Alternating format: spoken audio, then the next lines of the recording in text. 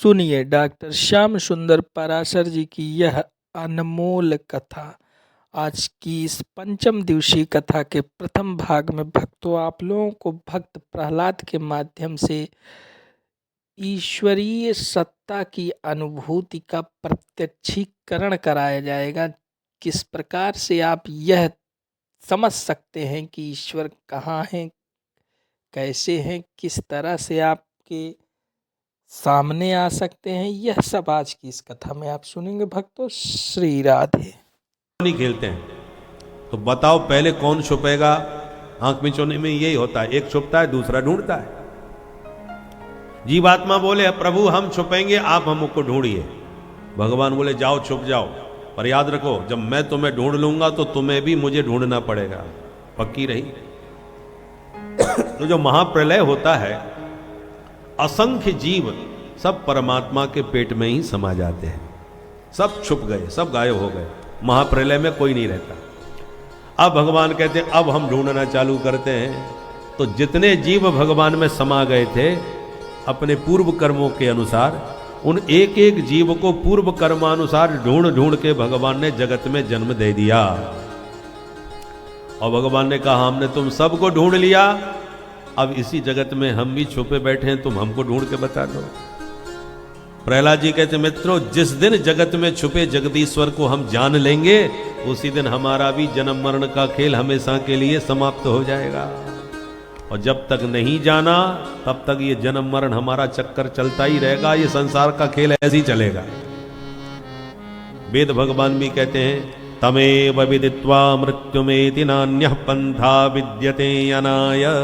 यजुर्वेद का मंत्र कहता है कि तम एव विदित्वा, उस परम तत्व को परमात्मा को पहचानो, क्योंकि उसको जाने बिना मृत्यु से बचने का और कोई तुम्हारे पास दूसरा रास्ता नहीं है। मृत्यु मेति न अन्यम पंथा विद्यते अनाय। विद्यार्थी बोले प्रहलाद तूने बात बड़ी जोरदार कही, पसंद हमको भी आई, पर एक बात समझ में नहीं आई। क्या? उसी विद्यालय में तुम पढ़ रहे हो, उसी में हम पढ़ रहे, बे गुरुजी तुम्हारे बे ही हमारे, उतनी उम्र तुम्हारी उतनी हमारी, पर ये बातें आज तक गुरुजी ने हमें कभी नहीं बताई। तो तू कहां से सीख गया भाई? तुझे किसने बताई ये सब बातें? प्रहलाद जी बोले जब मां के पेट में था तब नारद बाबा मेरी माता जी को ये उपदेश देते थे, सिखाते थे, मां के पेट में मैं भी सीख जाता था। विद्यार्थी बोले अच्छा अच्छा, तो उस दिन गुरुजी बिल्कुल ठीक कह रहे थे, ये पढ़ा पढ़ाया पैदा हुआ है, तू मां के पेट में ही पढ़ के आ गया भाई। प्रहलाद सच बात तो यह है कि हमारा बहुत मन होता है तेरे साथ कीर्तन करने का, तेरा चमत्कार हमने बहुत देखा है, परंतु तेरे पिता से डर बहुत लगता है, वो हमको जिंदा नहीं छोड़ेंगे। प्रहलाद जी बोले एक बात बताओ, जिन प्रभु ने मेरी रक्षा करी वो तुम्हारी रक्षा क्यों नहीं करेंगे? अरे भगवान मेरे अपने नहीं हैं, भगवान हम सबके हैं, हम सब उन्हीं की संतान हैं, फिर भी तुम्हें विश्वास नहीं, तो मैं वचन देता हूं कोई भी गड़बड़ होगी तो जिम्मेवारी मैं लूंगा, तुम निश्चिंत रहना। विद्यार्थी बोले तो अब जो होगा देखा जाएगा प्रहलाद, आज हम तुम्हारे साथ। फिर क्या था, सारे विद्यार्थी झूमने नाचने गाने लगे प्रहलाद जी के साथ। राधा राधा कृष्ण राधा राधा राधा कृष्ण राधा राधा राधा कृष्ण राधा राधा राधा कृष्ण राधा। गोविंद गोविंद गोपाला मुरली मनोहर नंदलाला। गोविंद गोविंद गोपाला मुरली मनोहर नंदलाला। जय गोविंद गोविंद गोपाला मुरली मनोहर नंदलाला। जय गोविंद गोविंद गोपाला मुरली मनोहर नंदलाला। गोविंद गोविंद गोपाला मुरली मनोहर नंदलाला। गोविंद गोविंद गोपाला मुरली मनोहर नंदलाला।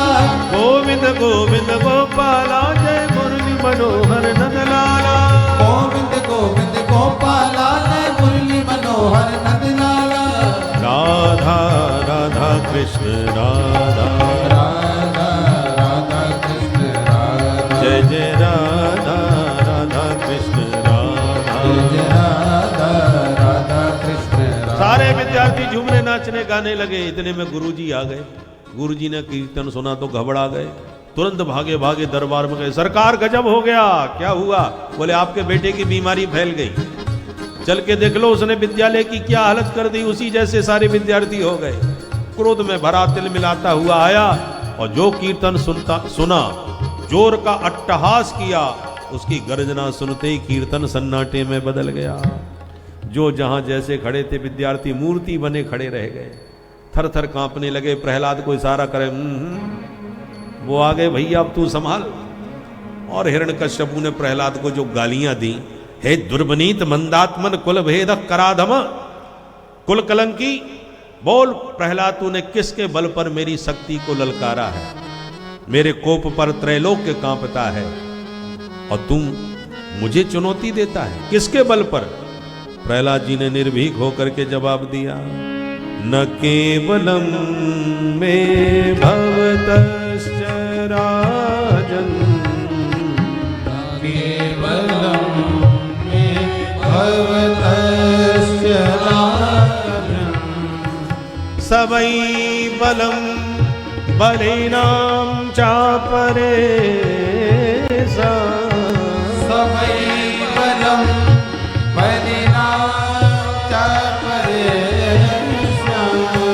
परे परे स्थिर जंग माये, परे परे स्थिर जंग माये, ब्रह्मादयो येन वशं प्रणीता, ब्रह्मादयो येन वशं प्रणीता, न केवलं मे भवतश्च राजन्, न केवलं मे भवतश्च राजन्, न केवलं मे भवतश्च राजन्, न केवलं मे भवतश्च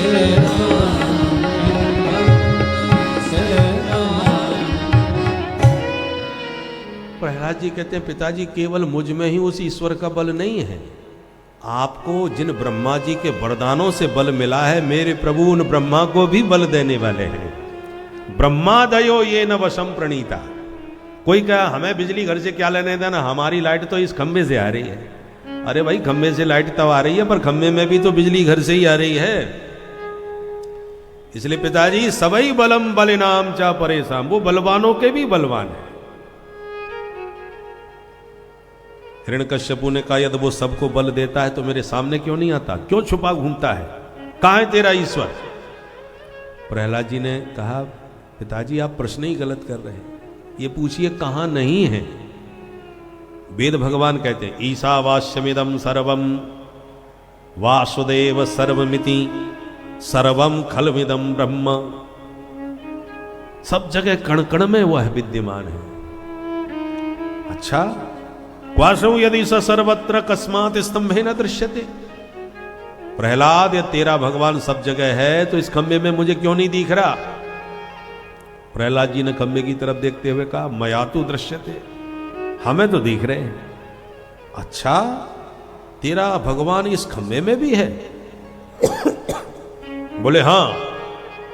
और भगवान कहां? जहां भक्ति की हां भगवान वहां। प्रहलाद जी ने पूरे आत्मविश्वास के साथ कहा कि मेरा ईश्वर खंबे में है, और क्रोध में भरे हिरण्यकश्यपु ने खंबे पर जो प्रहार किया खंबा फट गया, और भक्त का वचन सत्य करने भगवान नरहरि नृसिंह बन के प्रकट हो गए। बोल नृसिंह भगवान की। गगड़ गड़गड़ानो खम्ब फाटो चरचरानो निकसो नर नाहर को रूप अति भयानक है। ककड़ कड़कड़ावे दसन जीव लप लपावे चितवत सरोज मानो अंग जात खानो है। नृसिंह भगवान ने प्रकट होके गर्जना करी, उनकी सिंह गर्जना से सारे दैत्य मूर्छित होके गिर पड़े। इतना भयंकर सिंहनाद किया भगवान ने। हिरण्यकश्यपु भी डर गया, पर अपने मन को समझाने लगा कि मैं तो अमर हूं, इतने वरदानों से सुरक्षित हूं, मेरा कोई क्या बिगाड़ेगा। ढाल तलवार संभाल करके टूट पड़ा भगवान पर लड़ने के लिए। थोड़ी देर तक भगवान ने युद्ध का खेल खेला जैसे बिल्ली चूहे से खेलती है। पर युद्ध करते करते देवता घबराने लगे।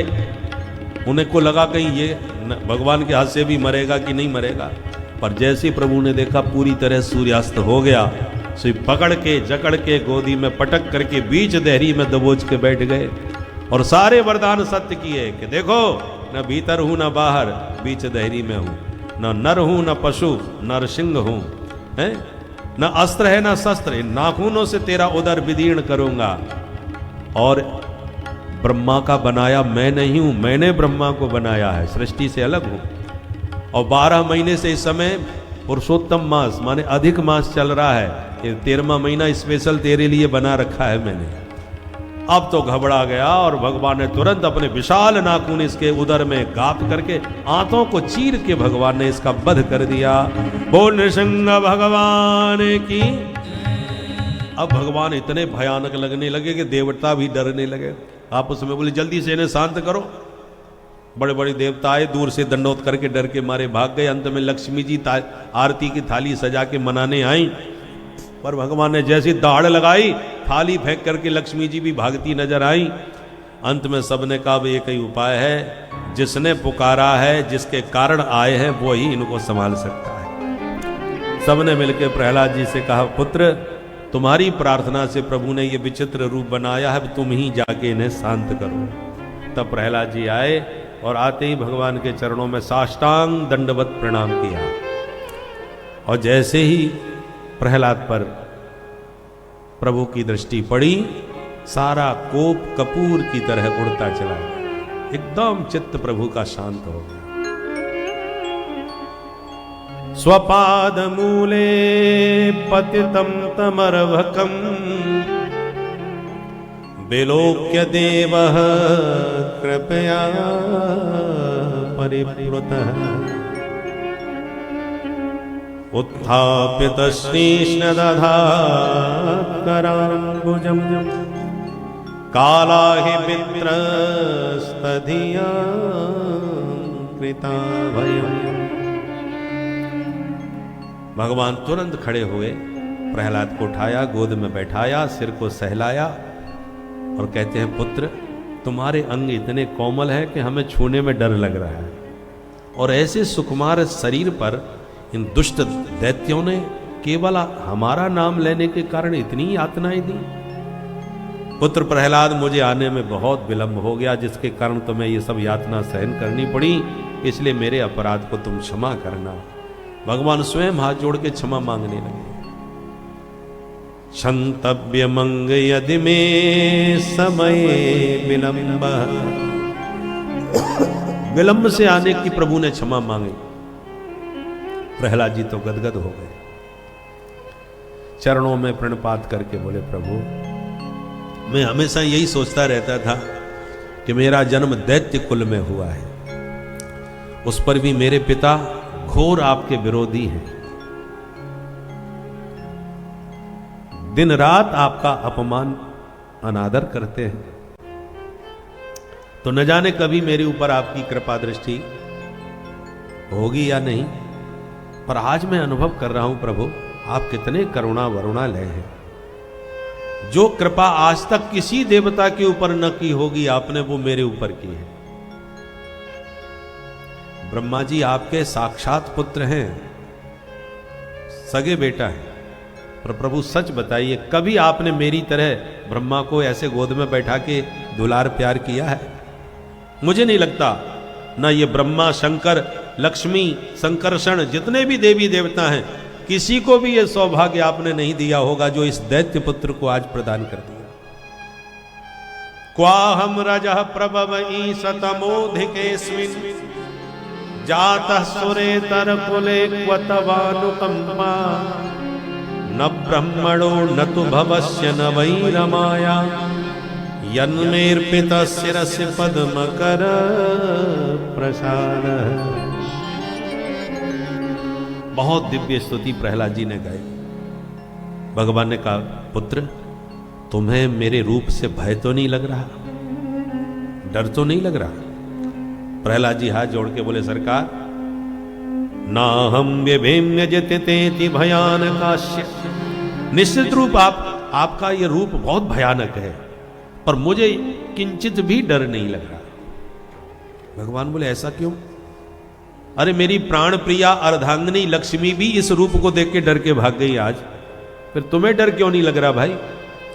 प्रहलाद जी बोले सरकार, शेर से कौन नहीं डरता, जंगल का राजा होता है, जब उसकी गर्जना होती है तो सारे वनचर भागने लगते हैं, हड़कंप मच जाता है जंगल में वनराज की गर्जना से, पर शेर का बच्चा थोड़ी डर के भागता है।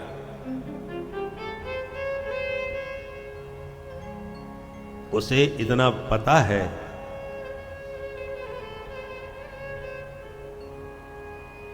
कि इनका कोप सबके लिए भय प्रदान करने वाला हो सकता है, पर हम भयभीत क्यों हो? इसलिए प्रभु, मैं जानता हूं आपने मेरे लिए ही ये विचित्र रूप बनाया है, तो जगत डरे पर मैं क्यों डरूं? भगवान ने हृदय से लगाया और कहा पुत्र आज जो चाहो हमसे मांग लो। प्रहलाद जी हाथ जोड़ के बोले प्रभु, नस भृत्य सबई बणिक, जो अपना भजन इसलिए कर रहा है कि भगवान से मुझे कुछ मिलेगा, मेरी दृष्टि से वो भक्त नहीं, वो व्यापारी है जो अपनी भक्ति का आपसे सौदा कर रहा है। भगवान से जो कोई वस्तु मांगते हैं, इसका मतलब तुम्हें भगवान से कोई अधिक वस्तु प्रिय है, क्योंकि प्रिय वस्तु ही मांगी जाती है। इसका मतलब तुम भगवान को साधन बना रहे हो और प्रिय वस्तु मांग रहे हो, तो भगवान से जो तुम्हें अधिक प्रिय होगा उसी को आप मांगोगे। और प्रहलाद जी कहते हैं प्रभु मुझे तो सिर्फ आप प्रिय हो, और आप मिल गए, सब कुछ मिल गया, अब मुझे किसी भी वस्तु की कोई इच्छा नहीं है। भगवान बोले हमें पता है, पर बच्चों को देने में पिता प्रसन्न होता है, इसलिए मेरी प्रसन्नता के लिए कुछ तो मुझसे मांग लो। प्रहलाद जी धर्म संकट में पड़ गए, अब नहीं मांगूंगा तो अपराध हो जाएगा। निष्काम होना अच्छी बात है, पर निष्कामता का भी अभिमान नहीं रखना चाहिए। प्रहलाद जी बोले तो एक वरदान दीजिए प्रभु। क्या?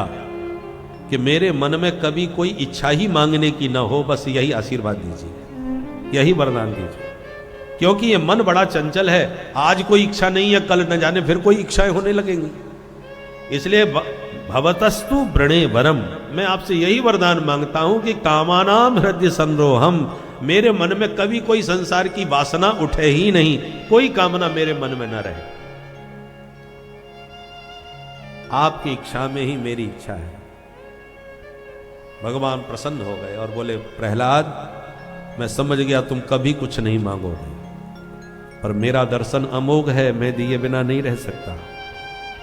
चलो बैठो सिंहासन पर और इस पद पर बैठ के राज्य संभालो, एक मनवंतर तुम राज्य करो, उसके बाद नित्य मेरे पार्षद बन के सदा मेरे साथ रहो। और यूं कह के भगवान ने जबरदस्ती सिंहासन पर अभिषेक प्रहलाद का करा दिया।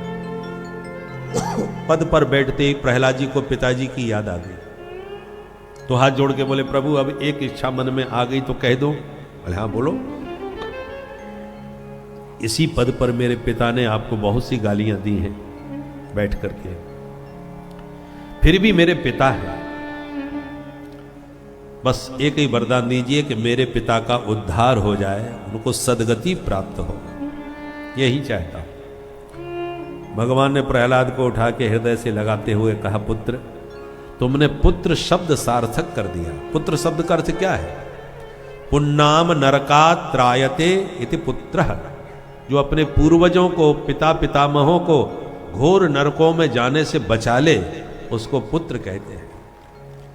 इसलिए श्राद्ध पक्ष में पूर्वजों को श्राद्ध करके, तर्पण दे करके, जलांजलि दे करके पुत्र अपने पूर्वजों के उद्धार का मार्ग प्रशस्त करता है, उसी को पुत्र कहते हैं।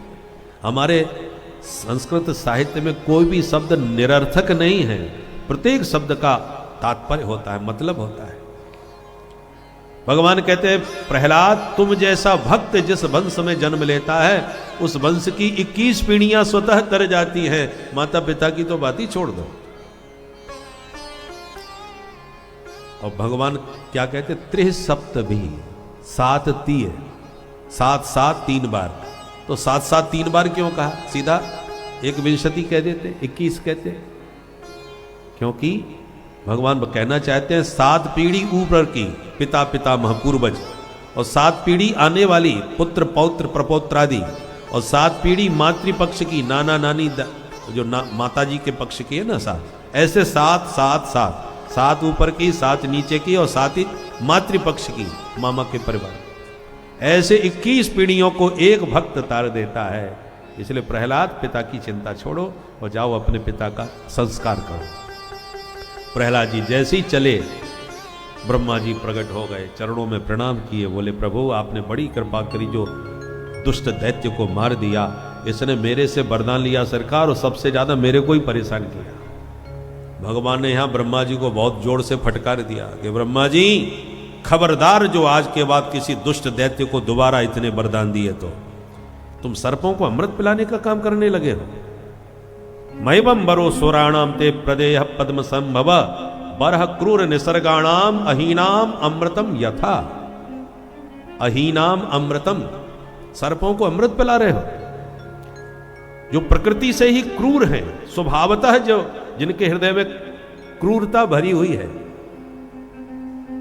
अरे सारा संसार वैसे ही आतंकवाद से त्रस्त है, ग्रस्त है, और तुम आतंकवादियों को परमाणु बम पकड़ा करके और उनको शक्तिशाली बना दोगे तो याद रखिए, इन आतताइयों को जो आश्रय देते हैं सबसे पहले वही उनके शिकार भी बनते हैं। जिन देशों ने इनको पाला पोषा है वही देश उससे सबसे ज्यादा ग्रस्त रहते हैं। औरों को तो आंच बाद में आएगी। जो तिल्ली जलती है वो सबसे पहले अपने को जलाती है, तब दूसरे को जला पाती है। पहले खुद को जलाना पड़ता है। ऐसे ही भगवान ने ब्रह्मा जी को डांटा। शक्ति हमेशा उसको देनी चाहिए जो शक्ति को पचाना जानता हो, जिसकी शक्ति में संरक्षण लोगों को प्राप्त होता हो, जिसकी छत्र छाया में लोग निश्चिंत होकर के सो सकें, ऐसे व्यक्ति को शक्तिशाली बनाना चाहिए जो दीन दुखियों को आश्रय प्रदान करे, संरक्षण प्रदान करे, निश्चिंतता प्रदान करे। बड़े का वही बड़प्पन होता है। सारे देवताओं ने अमृत पिया और शंकर बाबा ने विष पान किया। तो जो अमृत पिए वो देवता और विष पिए वो महादेव। वो देव नहीं महादेव कहलाए, क्योंकि समाज का संकट अपने सिर पर लेकर के दुनिया को अमृत पिलाया पर स्वयं ने विष पान किया, तब वो महादेव बने। और दुष्टों के हाथ में जो शक्ति आती है वो शक्ति परेशान पर पीड़नाय। दुष्ट के हाथ में शक्ति आएगी तो दूसरों को सताएगा, कष्ट पहुंचाएगा। इसलिए पात्रता अनुसार शक्ति प्रदान करना चाहिए, कहीं कुपात्र के हाथ में शक्ति न चली जाए। भगवान ने ये ब्रह्मा जी को यहां पर बहुत अच्छी तरह से समझाया है। तब ब्रह्मा जी ने कान पकड़े, सरकार दोबारा ये भूल कभी नहीं होगी। बोल भक्त वत्सल भगवान की। सुखदेव जी कहते परीक्षित अब तुम ही विचार करो, कौन कहेगा कि भगवान पक्षपाती है। तुमने जो आरोप लगाया कि भगवान दैत्यों को मारते हैं, देवताओं का साथ देते हैं, ये तो पक्षपात है।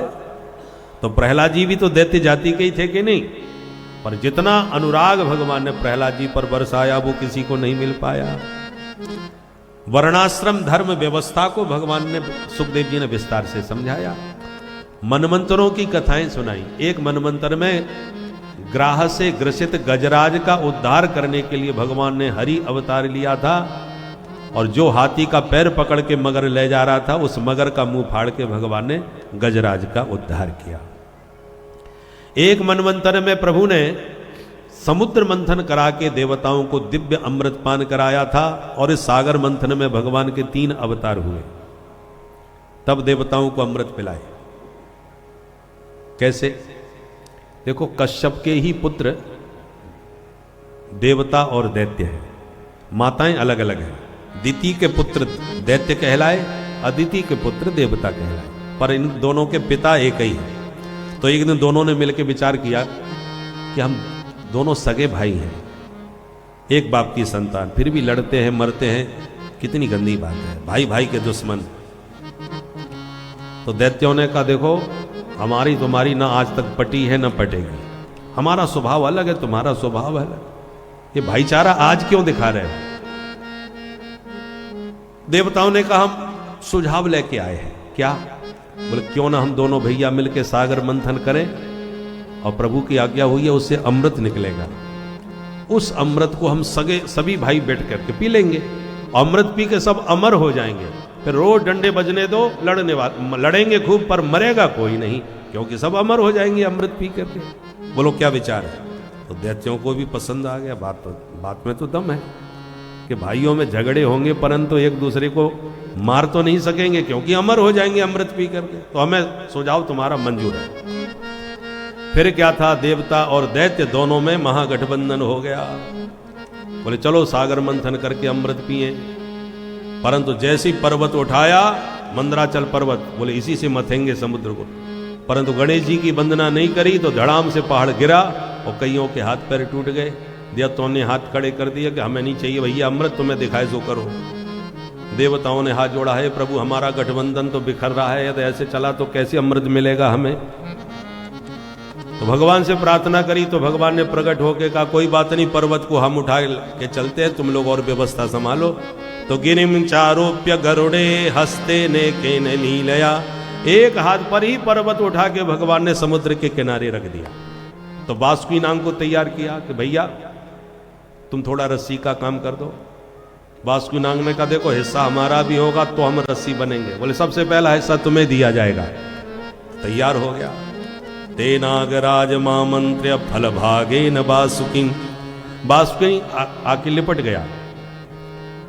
अब भगवान बोले सुनो भाई देवताओं, तुम उच्च कुल में पैदा हुए हो, तुम्हारा आचरण अच्छा है, इसलिए आगे की तरफ आप लोग लगना। दैत्यों से कहा जाओ पीछे लग जाओ। तो दैत्य बुरा मान गए, हम कोई गिरे खानदान के हैं जो पीछे लगेंगे। मंथन हो 10 बार ना हो और लगेंगे तो आगे हम ही लगेंगे, मूछ वाली बात है।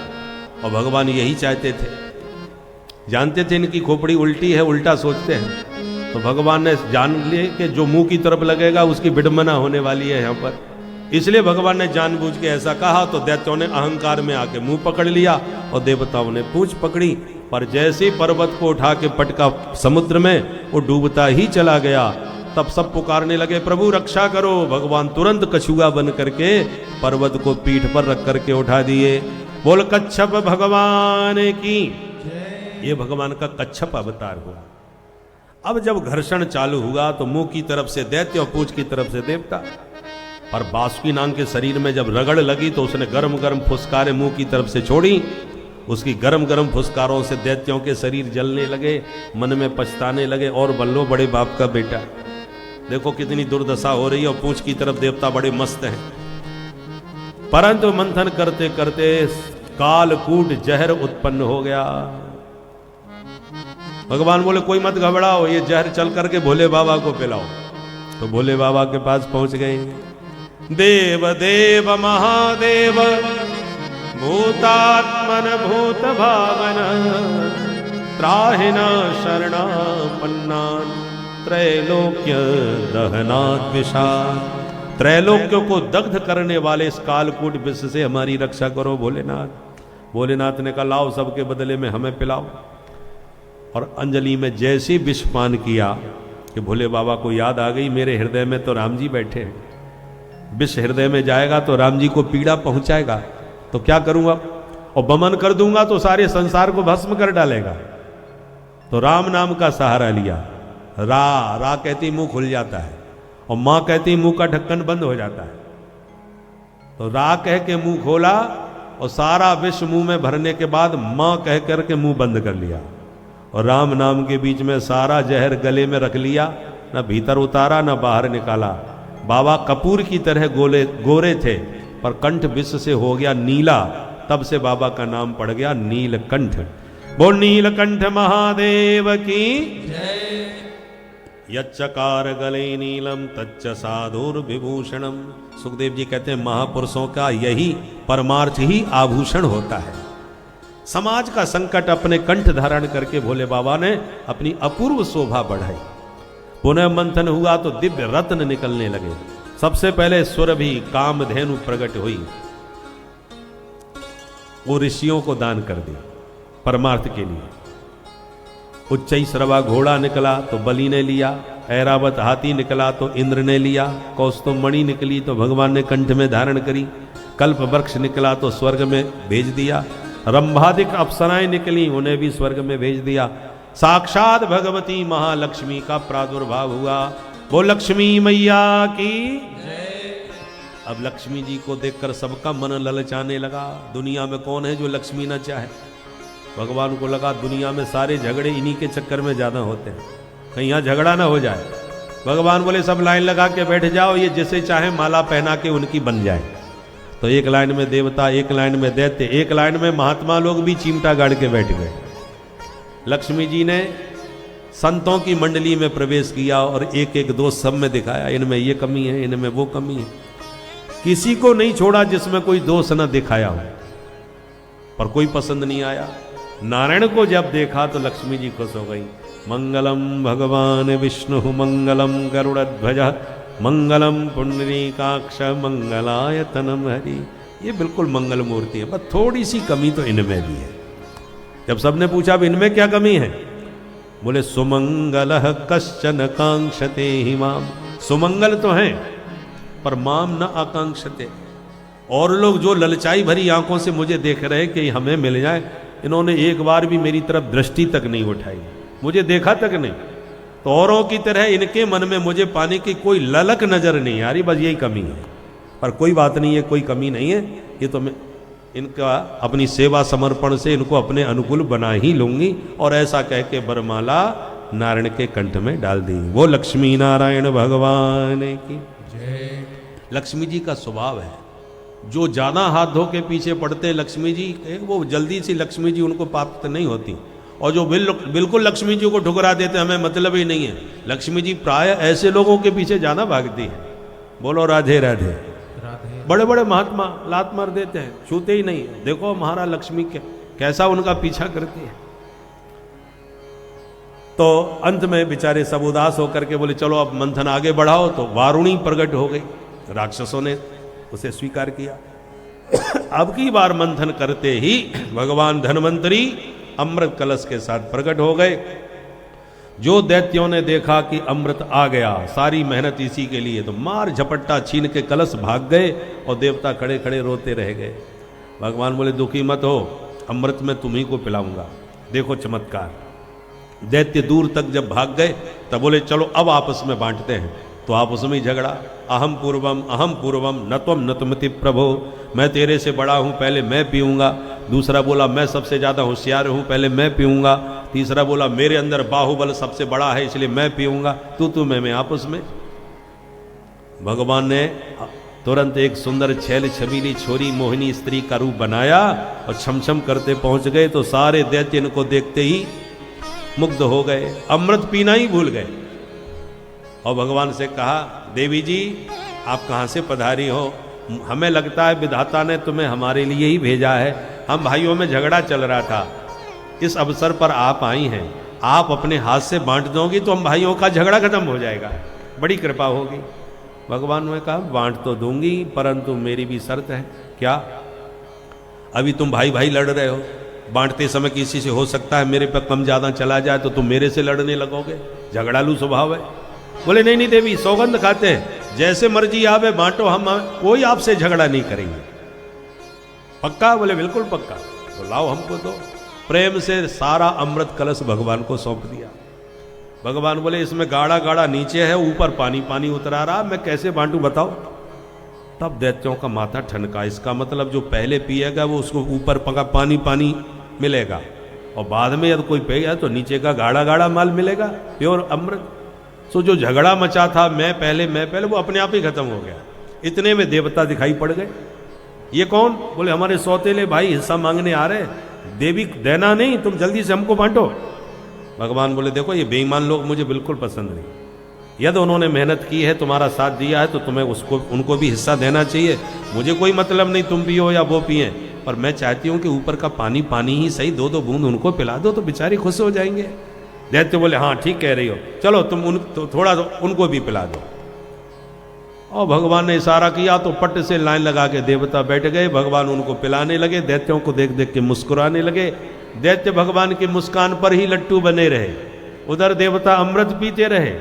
स्वरभानु नाम का दैत्य होशियार था, उसे शंका हो गई दाल में कुछ काला है भाई, ये देवी जी जिस ढंग से परोस रही हैं, इससे तो लगता है इधर बूंद भी नहीं बचने वाली। और तुरंत देवता बन गया और सूर्य चंद्रमा के बीच में धक्का लगा के घुस के बैठ गया। और ज्यों ही भगवान ने इसे अमृत पिलाया, सूर्य चंद्र ने प्रभु को संकेत दिया, महाराज नकली है। भगवान ने पट से उसकी गर्दन उड़ा दी, तब तक वो झट से पी गया। इसलिए मरा नहीं बल्कि दो हिस्सों में बदल गया, जो राहु और केतु के नाम से जाना गया। सूर्य चंद्र ने मेरा रहस्य खोला था, इसलिए कुपित होकर उसने हमला किया। उसी को पौराणिक सिद्धांत के अनुसार सूर्य ग्रहण और चंद्र ग्रहण कहते हैं। और भगवान तुरंत अमृत कलश के साथ अंतर्धान। बोल मोहिनी भगवान की जय। अब दैत्यों को होश आया, ये भैया वो देवी जी किधर गई। दूसरा बोला देवी जी को छोड़, वो अमृत कलश किधर गया। अब ना अमृत का पता ना देवी जी का। दूर खड़े देवता डकार लेकर पेट पर हाथ घुमाते नजर आए। तब देवताओं दैत्यों का माथा खराब हुआ, भाई लगता है अपने साथ बहुत बड़ा धोखा हुआ है। एक बोला पता लगाओ वो धोखेबाज कौन। मुख संपत्ति प्रभुताई जाई रही पाई बिनु पाई। आज इस वाक्य को इससे अच्छा दृष्टांत इस वाक्य के लिए, इस चौपाई के लिए मिल ही नहीं सकता कि राक्षसों के हाथ में आया हुआ अमृत उनके मुख तक न पहुंच सका और देवताओं के पास से छीना अमृत उन्होंने ही ग्रहण किया। तो यह प्रभु की कृपा है। यदि उनकी कृपा होगी तो आपके पास कुछ ना होते हुए भी सब कुछ हो जाएगा, और यदि उनकी कृपा नहीं होगी तो सब कुछ होते हुए भी कुछ नहीं रह पाएगा। बिना उनके जान लीजिए इस संसार में, इस ब्रह्मांड में कुछ नहीं हो सकता। यदि वो हैं, उनकी कृपा आपके ऊपर अगर आ गई तो जान लीजिए कि आपके कई जन्मों के पाप, कई जन्मों की वो जितनी भी आपकी कष्ट समस्याएं हैं सब सही और सुदृढ़ रूप से आप मोक्ष के वासी होंगे। आपको मोक्ष प्राप्त होगा। उसके साथ ही हनुमान जी की जैसे कहतूत थी कि असमय अधम शाखा सुनो मोहू पर रघुवीर, अर्थात कि मैं एक ऐसी वानर जाति का हूँ कि जिसका नाम लेने से भी सुबह आहार नहीं मिलता, इतना मैं अधम हूँ। किंतु प्रभु के नाम की महिमा देखिए कि उनकी भक्ति के प्रभाव से आज मैं इतना प्रबल हो गया कि मैं लंका जला के चला आया। तो यह सब प्रभु की भक्ति की महिमा है। इस कथा को आप सुने भक्तों। श्री राधे। परमानेंट बैठ पाओगे तो ठीक है गुरुजी, आप यज्ञ करवाओ। तो शुक्राचार्य जी के नेतृत्व में यज्ञ होने लगे। उधर देवताओं की माता बिचारी दुखी। पतिदेव कश्यप जी ने कहा देवी तुम पयोव्रत करो, तुम्हारा मनोरथ सिद्ध होगा। फाल्गुन शुक्ल में पयोव्रत किया जाता है, वर्ष में एक बार दूध पी करके ये व्रत किया जाता है। इसका पूरा विधान श्रीमद् भागवत में है। पयोव्रत का पालन किया माँ अदिति ने। भगवान ने प्रकट होकर दर्शन दिया और कहा माँ मैं स्वयं बेटा बन के आ रहा हूं।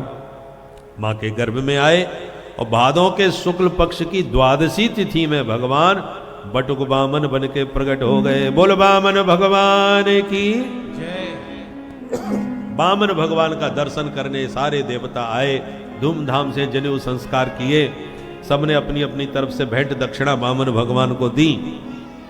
जो दक्षिणा मिली वो गुरुजी को बामन भगवान ने सौंप दी। गुरुजी ने कहा बटुक जी इतने से काम नहीं चलेगा हमारा।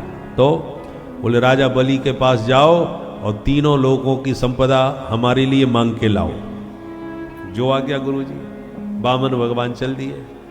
बलि के यहाँ यज्ञ हो रहा था और जैसे ही बामन भगवान का दर्शन किया बलि ने तुरंत खड़े होकर के स्वागत किया।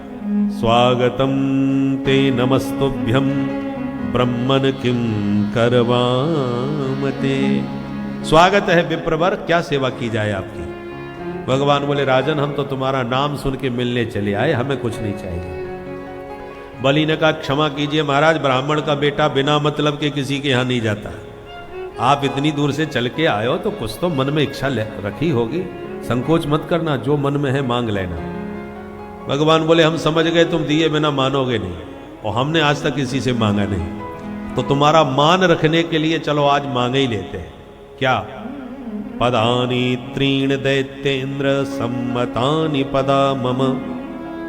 मेरे जो पैर देख रहे हो ना, इनसे केवल 3 चरण भूमि नाप करके हमें दान कर दो। बलि बड़ी जोर से हंसा, अरे पंडित जी महाराज क्या मांग रहे हो? 3 लोक का राजा हूं और 3 पग मांग रहे हो मुझसे? मुझसे मांगने वाले को जीवन में दोबारा किसी के सामने हाथ नहीं पसारना पड़ता। ब्राह्मण को सोच समझ के मांगो। भगवान बोले हमने पहले ही कह दिया हम संतोषी ब्राह्मण हैं, इतने से ज्यादा हमें बिल्कुल नहीं चाहिए, देना है तो सिर्फ इतना दो। बलि ने कहा तो ठीक है, जैसी आपकी मर्जी, आपने मांगा मैंने दिया, जो अच्छी भूमि लगे नाप लो। भगवान बोले ऐसे कैसे नाप लेंगे? अरे हाथ में जल लो, संकल्प करके हमको दो। इतनी सी भूमि के लिए संकल्प पढ़ पाओगे? बोल बिल्कुल विधि विधान से सब काम होना चाहिए। ठीक है महाराज, संकल्प करवा दो। जल का पात्र उठाया कि शुक्राचार्य जी ने पट से हाथ पकड़ा, बलि सावधान। अरे गुरुजी क्या हो गया? पहचानो ये कौन है? बोले बामन है, और कौन है? अरे राजन तुम फिर धोखा खा रहे हो, ये न बामन है न त्रेपन, मैं इसको पहचान गया। कौन है ये? एस वैरोचने साक्षात भगवान विष्णुरव्ययः कश्यपात आदितेर्जातो देवानां कार्य साधक। तो वही छलिया विष्णु है, छोरी बन के आया था, अब बौना बन के आ गया। बातों में आओगे तो ये बर्बाद कर देगा तुम्हें। मना करो, मैंने कुछ नहीं दिया। बलि ने कहा गुरुजी अब मना करने से क्या होगा, मैं तो हां कर चुका हूं, और हां करके ना करना मैंने कभी नहीं सीखा गुरुजी। शुक्राचार्य जी बोले तो हमसे बहस करेगा तू, अपने गुरु की नहीं मानेगा? मैं शाप देता हूं बलि, अचरात भ्रश्यते श्रियः, बहुत जल्दी तू श्रीहीन हो जाएगा। और शाप दे के चले गए। बामन भगवान बोले भाई गुरु चेला लड़ाई मत करो, देना है तो दो, नहीं हम चले, हमें कुछ नहीं चाहिए भाई। बलि ने कहा महाराज हम गुरु चेला में तो होती रहती है खटपट, आप तो अपना संकल्प करो। तो लो हाथ में जल। जब दोबारा जल का पात्र उठाया तो पात्र के छिद्र में शुक्राचार्य जी छुप के घुस के बैठ गए। पानी की बूंद नहीं टपकने दूंगा तो कैसे संकल्प कर लेंगे? और छिद्र में से झांक रहे थे, अब देखते हैं क्या करेंगे। बामन भगवान समझ गए गुरुजी ज्यादा ही गड़बड़ कर रहे हैं। तो जो कुशा थी, कुशा का आसन, उसमें से नुकीली कुशा निकाल करके और छिद्र में बाहर से जो फेंक के मारी तो शुक्राचार्य जी की एक आंख गोविंदाय नमो नमः। शुक्राचार्य जी निकल के भागे, हे भगवान कोई दे रहा है कोई ले रहा है, हमने फालतू में ही अपनी आंख बर्बाद करी। और जल हाथ में आ गया। लंबा चौड़ा मंत्र संकल्प पढ़ करके भगवान ने जल छुड़वाया, और जल छोड़ते ही भगवान तुरंत विराट रूप में प्रकट हो गए। बोले विराट भगवान की। एक चरण में नीचे के 7 लोक और दूसरे चरण में ऊपर के 7 लोक नाप डाले। भगवान बोले बलि अभी 2 चरण हो गए हैं, बोल तीसरा चरण किधर रखूं? अब तो ब्रह्मांड में जगह ही नहीं, कहां बताएं? बलि ने कहा सरकार धन बड़ा होता है कि धनवान? भगवान बोले धनवान बड़ा होता है, क्योंकि धन तो उसके अधीन होता है। धनवान अपने धन को जहां चाहे खर्च करे, तो धनवान बड़ा हुआ। तो बोलो सरकार आपने 2 चरणों में मेरा संपूर्ण धन ले लिया, पर धनवान तो ये अलग खड़ा है, इसलिए तीसरा चरण मेरे माथे पर रखकर मुझ धनवान को भी आप स्वीकार कर लीजिए। ठाकुर जी खुश हो गए, बारे बलि तूने अपने आप को भी दान कर दिया हमें, हम बड़े खुश हो गए, मांगो क्या चाहते हो? बलि ने कहा हमें कुछ नहीं चाहिए सरकार, पर आप बड़े प्यारे लग रहे हो, पर निरंतर आपको यूं ही निहारता रहूं यही चाहता हूं। भगवान बोले सुनो बलि, आगामी मनमंत्र के अब तुम ही इंद्र बनोगे, क्योंकि तुम्हारे 100 यज्ञ पूरे हो गए। इस समय 7वां मनमंत्र चल रहा है, अब 8वां जब मनमंत्र आएगा उस मनमंत्र के इंद्र बनेंगे राजा बलि। मनमंत्र का मतलब चारों युग जब 72 बार चक्कर काट जाते हैं तो एक मनमंत्र होता है, और जब मनमंत्र बदलता है तो सारे पद बदल जाते हैं, ये सप्तऋषि बदल जाते हैं, इंद्र बदल जाते हैं। तो वर्तमान के जो इंद्र हैं उनका नाम है पुरंदर, राजा पुरंदर ने 100 यज्ञ किए थे तब इंद्रासन मिला। इंद्र किसी देवता का नाम नहीं है, इंद्र पदवी का नाम है। जैसे किसी को हम विधायक जी या सांसद जी या मंत्री जी कहते हैं, पद के नाम से उनका परिचय दिया जाता है, वस्तुतः नाम उनका अलग होता है। उसी प्रकार से वर्तमान के इंद्र हैं पुरंदर और अगले मनवंतर के इंद्र बनेंगे राजा बलि। पर भगवान ने कहा तुमने अपना सर्वस्व दान दिया है, इसलिए जगत में तुम्हारा दानियों में अग्र नाम होगा। इसलिए जो अपने आप को भी, अपने जीवन को भी दे डालते, उसी से कहते हम बलिदान हो गया है। कोई राष्ट्र के लिए बलिदान हो जाता है, कोई धर्म के लिए बलिदानी। बलिदान का मतलब बलि की तरह जो अपने जीवन का भी सर्वस्व दान कर दे वो बलिदानी होता है। बोलो भक्तवत्सल भगवान की। भगवान बोले तब जब तक तुम इंद्र नहीं बनते तब तक सुतल लोक के राजा बन के राज्य करो। और सप्त चिरंजीवियों में एक राजा बलि हैं जो आज भी जीवित है।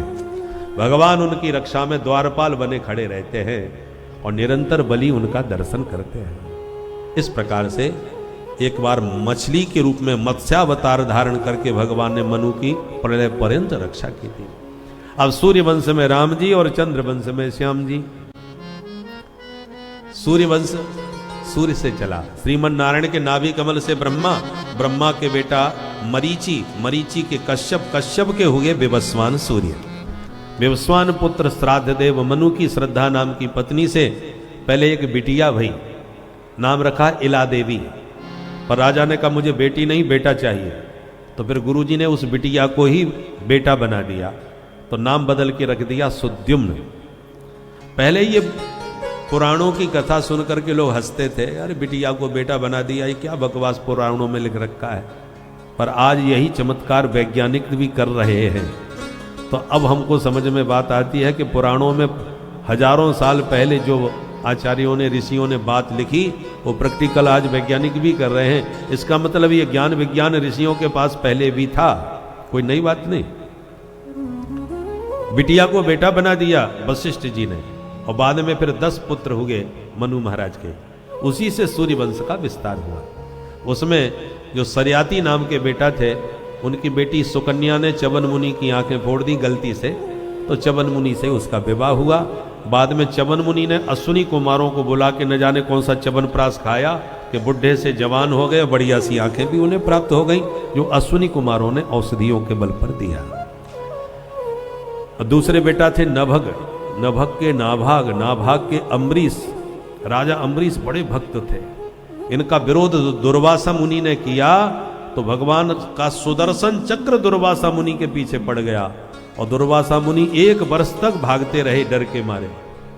अंत में भगवान की शरण में जाके कहा प्रभु मेरी आप ही रक्षा करो। भगवान बोले मैं कुछ नहीं कर सकता, मेरे भक्त की शरण में जाओ, वही रक्षा करेगा भाई, क्योंकि मैंने अपना सुदर्शन भक्त को सौंप दिया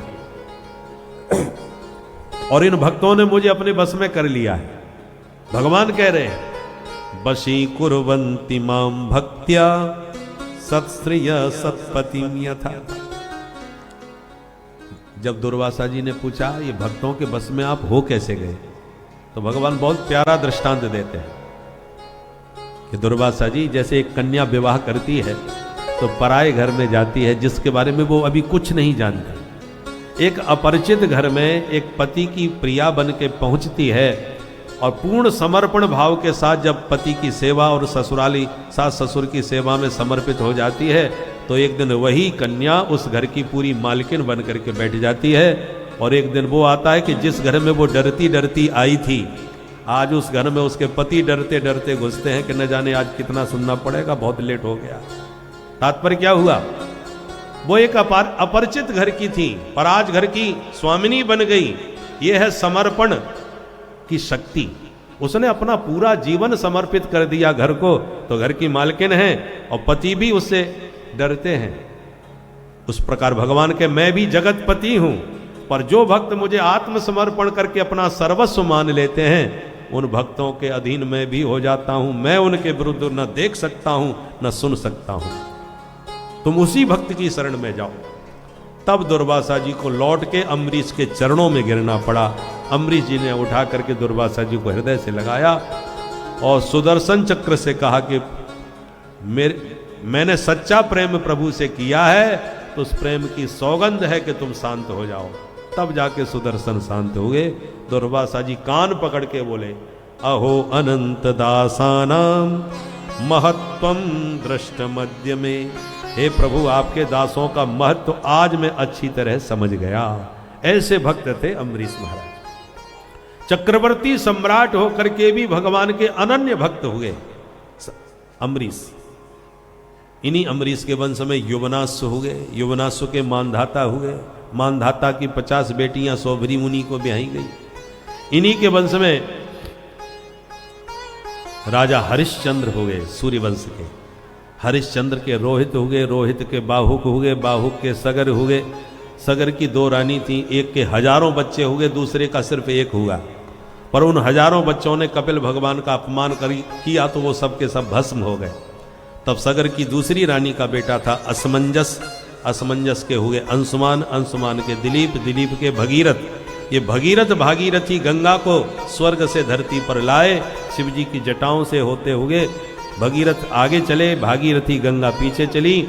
और सगर पुत्रों की राख जहां पड़ी थी, गंगा मैया ने जैसी उस राख का स्पर्श किया, सबके सब पाप मुक्त होकर के सीधे भगवत धाम के अधिकारी बन गए। बोल गंगा मैया की जय। इसलिए गंगा जी में अस्थि विसर्जन का महत्व है। गंगा जी शरीर की राख का भी स्पर्श करके जीव को भवताप से मुक्त कर देती है। इन्हीं भगीरथ के वंश में राजा ऋतुपर्ण हुए। ऋतुपर्ण के सौदास, सौदास के अस्मक, अस्मक के नारी कवच, नारी कवच के खटवांग, खटवांग के दिलीप, दिलीप के रघु। इन रघु के नाम से रघुवंश चला।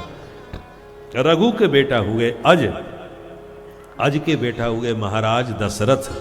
और दशरथ जी के 4 पुत्र हुए, श्री राम, लक्ष्मण, भरत और शत्रुघ्न। बोले राजा रामचंद्र भगवान की जय। इस प्रकार सूर्य वंश में भगवान रघुनंदन रामभद्र का प्रादुर्भाव हुआ। और एक श्लोक में राम कहानी भी सुखदेव जी पूरी सुना गए। गुरुवर थे त्यक्त राज्यो विचर धनुवनम पद्म पद प्रियाया पाणिस्पर साक्षमाभ्याम रजत पतरुजो यो हरिंग्रानुजाभ्याम। कैसे हैं हमारे राम जी? जो अयोध्या का वैभव देख करके देवराज इंद्र को भी ईर्षा होने लगती थी, ऐसा अयोध्या का साम्राज्य था। दशरथ जी जब जाते थे तो इंद्र सिंहासन देते थे उन्हें बैठने को। और इंद्र जब अयोध्या में आते थे तो अयोध्या का वैभव देखकर उनको ईर्षा होने लगती थी। वो अयोध्या का वैभव था। सुखदेव जी कह रहे हैं, त्यक्त्वा सुदुस्त्यज सुरेप्सित राज्य लक्ष्मी। पर धर्मनिष्ठ राम जी महाराज अपने माता पिता की आज्ञा का पालन करने के लिए उस वैभव को मुस्कुराते हुए त्याग करके वन को चले गए, जिसको त्यागना बहुत कठिन है। उसको राम जी ने मुस्कुराते हुए त्याग दिया। कितनी बड़ी बात है। इसलिए कहा रामो विग्रहवान धर्म। राम जी धर्म के मूर्तिमंत विग्रह है। पुत्र धर्म सिखा दिया, बेटा कैसा आज्ञाकारी होना चाहिए, बोले राम जी जैसा होना चाहिए, बिना किसी अपराध के। राम जी का कोई अपराध नहीं, फिर भी पिता ने वचनबद्ध होकर के कह दिया कि 14 वर्ष का वनवास मांग लिया है कैकेयी ने। बेटा बोलो मैं क्या करूं, मुझे बंदी बना लो, मेरी बात मत मानो बेटा। परंतु नहीं, प्रभु ने कहा पिताजी आप वचनबद्ध हैं, रघुवंशियों का वचन कभी मिथ्या नहीं हो सकता, आपके वचन का मैं पालन करूंगा। मोह ग्रसित होकर के आप मुझे रोकने का प्रयास कर रहे हैं। बिना किसी अपराध के मुस्कुरा के चले गए। चित्रकूट में रह करके साधु संतों को परम सुख प्रदान किए, वनवासी बन के जीवन बिताए। जिन किशोरी जी के चरणार बिंद कितने सुकुमार हैं, कल्पना कीजिए। भागवत में सुखदेव जी का चिंतन देखिए कि जब जानकी जी विवाह के बाद डोला में बैठकर, पालकी में बैठ करके अयोध्या पधारी, तो माता कौशल्या जी को पता चला कि मेरी जनक नंदिनी जानकी अत्यंत सुकुमारी है। तो उन्होंने अपने पूरे आंगन में पुष्प नहीं बिछाए, पुष्प की पंखुड़ी भी नहीं बिछाई, पुष्प के पराग का सिंचन करवा दिया पूरे आंगन में, पुष्प पराग छिड़काव करवा दिया पूरे आंगन में। और पालकी से जैसे किशोरी जी ने कदम रखा धरती पर तो एकदम चौंक गए, दौड़ करके मां कौशल्या आई, बेटी क्या हुआ, कोई कष्ट? बोले नहीं मां कोई बात नहीं। बोले कुछ तो बात है, तुम एकदम चौंकी क्यों? देखो आज से मैं ही तुम्हारी मां हूं, मुझसे कुछ छुपाना मत, सच बताओ बात क्या है। तब सकुचाती शर्माती हुई जानकी जी ने कहा, मां आपने ये जो पराग छिड़काव कराया है, ये पराग मेरे चरणों में चुभ रहा है, ये गड़ रहा है। माता कौशल्या जी तो सुनकर के आश्चर्य में डूब गई, हे भगवान, सबसे अधिक कोमल पुष्प होते हैं, पुष्प में भी पंखुड़ियां बहुत ही सुकोमल होती है, और उस पुष्प का निकाला हुआ पराग तो अत्यंत ही सुकोमल होता है। वह सुकोमल पराग भी जिन किशोरी जी के चरणों में चुभता हो, गड़ता हो, वे चरणारविंद कितने सुकुमार होंगे, जरा कल्पना करो। और चरणों की अपेक्षा हाथ और अधिक कोमल होते हैं। चरण कमल किशोरी जी के जब इतने कोमल हैं तो कर कमल कितने कोमल होंगे। और उन सुकोमल करार बिंद से जब राम जी के चरण दबाती हैं किशोरी जी, तो राम जी चौंक जाते हैं, जानकी जरा धीरे धीरे। तो किशोरी जी अचंभित हो जाती हैं कि इतने सुकुमार कर कमल भी जिन राम जी को छूने में डरते हैं, और राम जी चौंक पड़ते हैं। सुखदेव जी कहते हैं, पाणि स्पर्शा क्षमाभ्याम, जिन राघव के चरण कमलों को छूने में किशोरी जी भी असमर्थ हैं, डरती हैं कहीं प्रभु को चोट न लग जाए, इतने सुकुमार प्रभु के चरणारविंद हैं। मन में किशोरी जी सोचती थी, जब इतने कोमल चरण हैं, कहीं लड़ने भिड़ने भागने दौड़ने की आवश्यकता पड़ गई, छत्री हैं, राजा बनेंगे, तो कैसे क्या कर पाएंगे ये। तो राम जी ने आज जानकी जी को दिखा दिया कि वे ही सुकुमार चरणारविंद आज दंडकारण्य के कंटकाकीर्ण पथ पर दौड़ते चले जा रहे हैं, भाग रहे हैं। पाणि स्पर्शा क्षमाभ्याम मृजत पथुरजो यो हरीन्द्रानुजाभ्याम। दुष्ट दशानन ने जब किशोरी जी का हरण किया तो राम जी को एक ही पीड़ा हुई, जिस जानकी ने अपना जीवन मुझे समर्पित कर दिया, अपना परिवार सब त्याग दिया मेरे लिए, और ससुराल को भी छोड़ के आ गई मेरे लिए, उस जानकी जी ने पहली बार मुंह खोल के मेरे से कुछ मांगा। क्या मांगा? सोने का मृग। और मैं वही मांग पूरी नहीं कर पाया, सोने का मृग नहीं दे पाया। पर देता भी कहां से, जो मांगा था वो डुप्लीकेट सोना निकला। अब असली सोने का मृग मैं कहां से लाके दूं? पर राम जी जानकी जी को खोज रहे थे, खोजते खोजते सोने का मृग मिल गया। कहां? कौन? अतुलित बलधामम स्वर्ण शैलामदेहम। अनंत बलवंत श्री हनुमंत लाल जी से राम जी की जब भेंट हुई तो प्रभु समझ गए ये सोने का मृग एकदम खरा है। मृग बानरों को भी कहा जाता है, अंतर इतना है, बानरों को शाखा मृग के नाम से जाना जाता है। और जानकी जी ने सोने का मृग ही तो मांगा था, तो हमको सोने का शाखा मृग मिल गया। शाखा मृग के बड़ मनुसाई, शाखा ते शाखा पर जाई। तो मुझे तो ये मृग पसंद आया, परंतु जानकी जी को भी पसंद आना चाहिए, तभी ये घर में ले जाने लायक होगा। इसलिए राम जी ने हनुमंत लाल जी को स्वर्ण मुद्रिका के साथ स्वर्ण नगरी लंका में भेजा। परंतु जानकी जी ने जब पहला दर्शन किया तो डर के मारे मुंह फेर लिया, क्योंकि कहावत है, दूध का जला छाछ को भी फूंक के पीता है। एक स्वर्ण मृग ने धोखा दिया मुझे, तो दूसरा ये स्वर्ण मृग कहीं धोखेबाज न हो। परंतु हनुमंत लाल जी परम ज्ञानी नाम अग्रगण्य है, विश्वास मां के हृदय में जमा दिया कि सत्य शपथ करुणा निधान की, राम दूत में मां तो जाने की। विश्वास हो गया।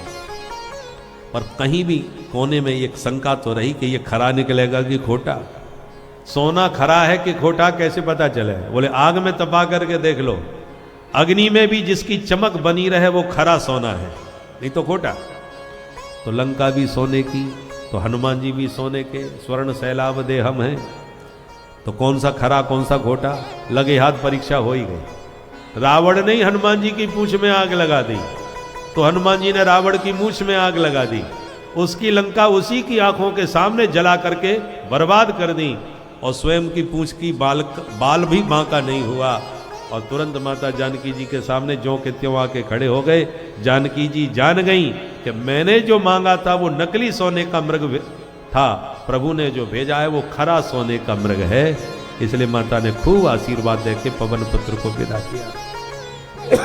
जानकी जी का समाचार पाते ही राम जी दल बल के साथ समुद्र पर सेतु निर्माण करके लंका में पहुंचे, और जैसे दावाग्नि से जंगल के सारे वृक्ष भस्म हो जाते हैं, ऐसी राम जी की क्रोधाग्नि में सारे निशाचर समाप्त हो गए।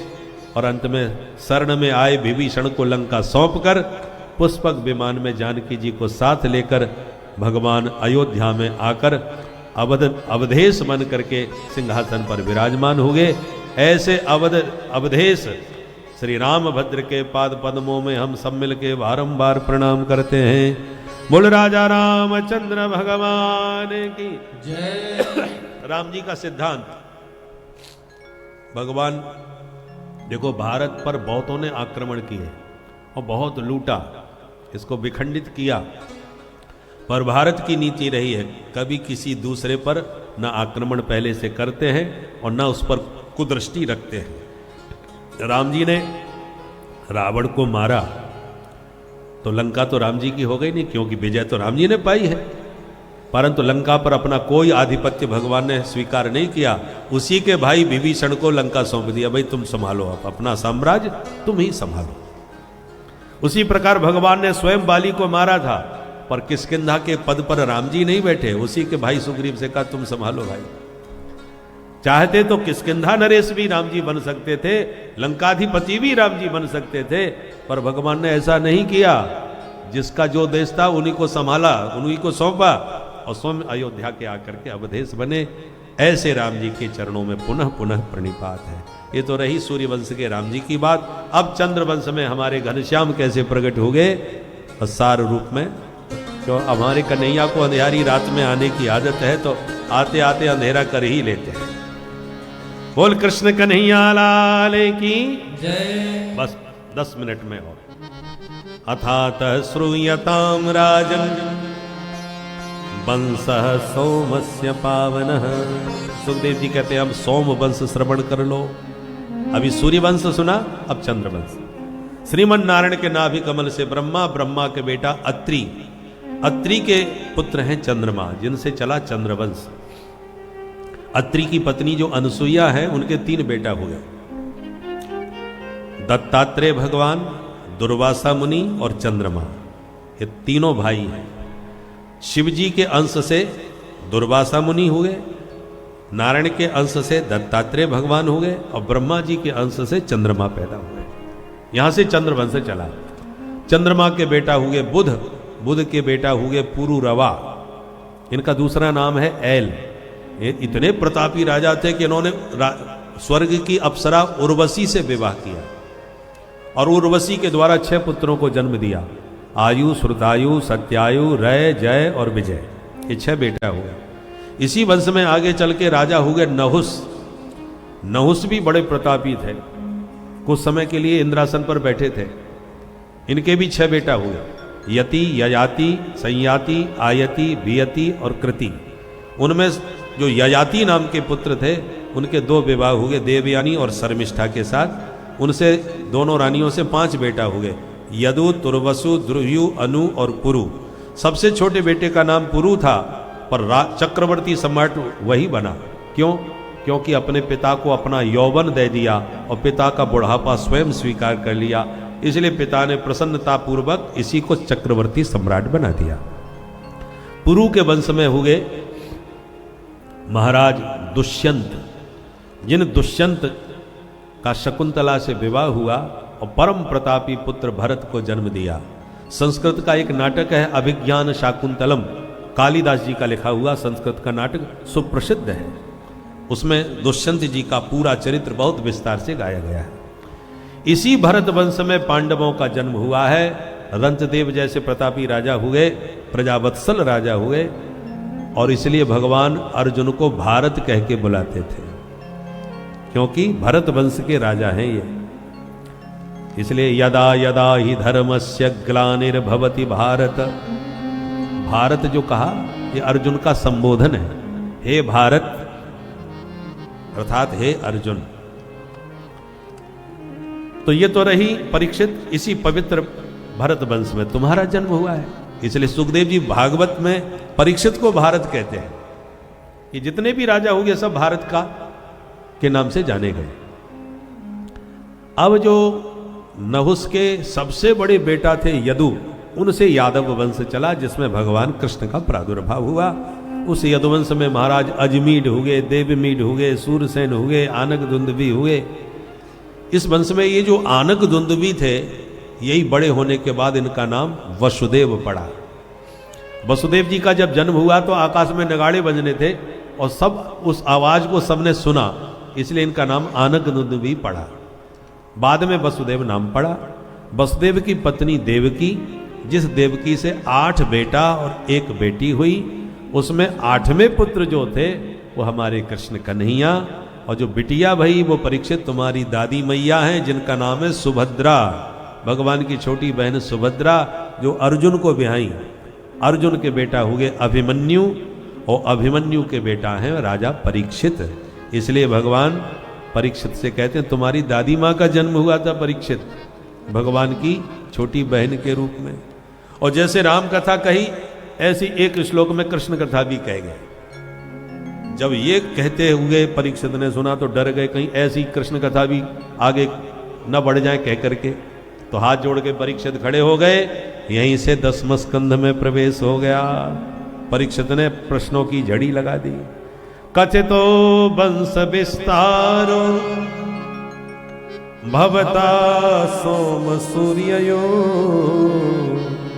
राज्ञां चोभयवंश्यानां चरितं परमाद्भुतम्। हे भगवान, आपने सूर्य चंद्र वंश की वंशावली बड़ी लंबी चौड़ी सुना डाली, और जब मेरे प्यारे प्रभु की चर्चा आई तो आपने बड़ी चटपटी दिखाई। फटाफट आप कहने लगे। क्षमा करें महाराज, मुझे विस्तार से कृष्ण कथा सुननी है। मैं जानना चाहता हूं धर्मशील यदुवंश में प्रभु का प्राकट्य कैसे हुआ। मैं ये भी जानना चाहता हूं कि मैंने सुना है कृष्ण कथा तो भवरोग की मधुर दवा है, और दवा भी कौन सी? होम्योपैथिक।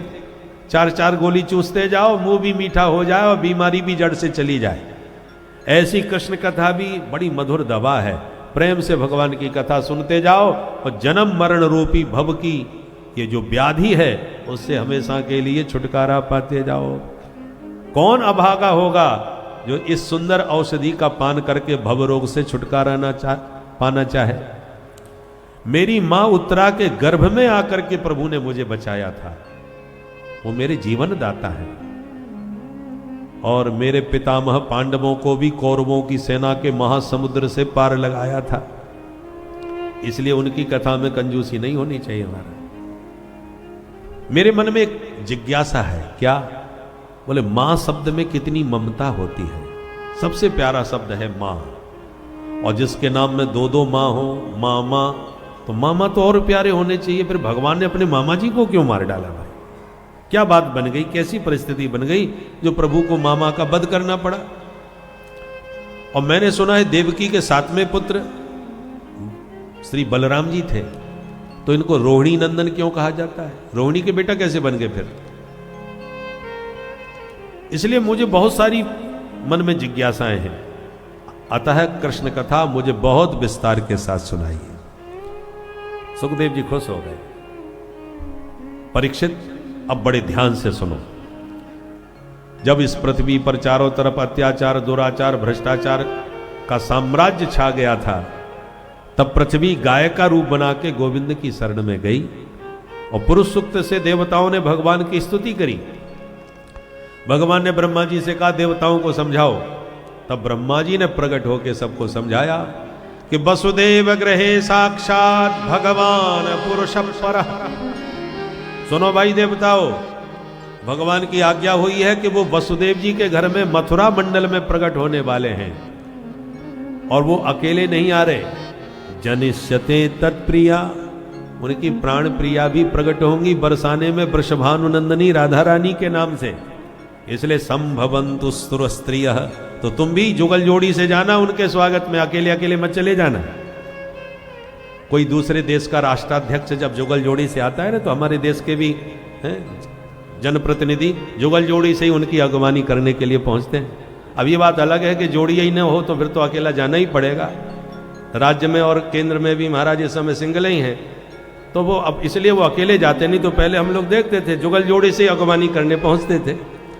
तो ब्रह्मा जी ने कहा अकेले मत जाना, सरकार जुगल जोड़ी से आ रहे हैं, तुम भी अपनी अपनी देवियों को साथ में लेके पहुंचो। तो देवांगनाएं भी खुश हो गई और सबके सब देवी देवता मथुरा मंडल में विविध रूपों में प्रकट होने लगे। मथुरा भगवान यत्र नित्यम सन्निहितो हरि। मथुरा का परिचय, मथुरा, वृंदावन, ब्रज मंडल, गोकुल, इन स्थानों की महिमा का क्या ही वर्णन किया जाए, जहाँ साक्षात परम ब्रह्म स्वरूप भगवान श्री कृष्ण ने अपनी बाल लीला, किशोरावस्था लीलाओं को यहाँ पर किया। और इन लीलाओं को देखने का सौभाग्य भी बहुत ही विरले पाए। उस समय जो भी उनकी इन लीलाओं को देखता था, वह कोई न कोई पूर्व जन्म का सिद्ध योगी, सिद्ध साधु संत या देवी देवताओं के अंश यही सब थे। और इन लोगों से जैसा बड़भागी भी कोई नहीं था। ब्रह्मांडों का अधिनायक भागता हुआ जिसके सामने से जाए एक बालक रूप में, तो यह बहुत ही, जिसकी आप कल्पना नहीं कर सकते, उतने बड़े पुण्य का प्रताप होता है। और आप लोग भक्तों, सबसे सरल मार्ग कलयुग में भक्ति का प्राप्त किए हैं, क्योंकि इससे और अधिक सरल किसी और युग में भक्ति नहीं थी। बस मन को साधना है। आपको मन को साध कर आप ईश्वरीय चिंतन में लगे रहिए भक्तों। यही इस कथा का आशय है। श्री राधे। तो मामला बिगड़ गया। मंत्रियों ने कहा सरकार कुछ कीजिए, नहीं तो जनता विद्रोह कर सकती है। जनता विद्रोही हो जाए तो राजा को भी उखाड़ के फेंक सकती है। क्या किया जाए? तो इसने कहा कुछ शुभ काम करो। तो इसने अपनी चचेरी बहन देवकी का विवाह किया वसुदेव जी के साथ, और उस विवाह में पूरी मथुरा को दुल्हन की तरह सजा दिया। इतने हाथी घोड़े रथ दास दासियों को दहेज में दिया कि देखने वाले दंग रह गए। सब मथुरा के नर नारी कहने लगे जिंदगी में ऐसा विवाह हमने नहीं देखा भाई। तो कोई कहने लगा सगी बहन नहीं है, फिर भी देखो महाराज कितनी उदारता के साथ उसका विवाह कर रहे हैं। कुछ लोग कहने लगे कि नहीं नहीं महाराज, जितने बुरे दिखाई पड़ते उतने हैं नहीं, दिल के बहुत अच्छे हैं। सुन सुन के कंस को लगा अब हमारे प्रति लोगों का नजरिया बदल रहा है, लोग अच्छा समझ रहे हैं।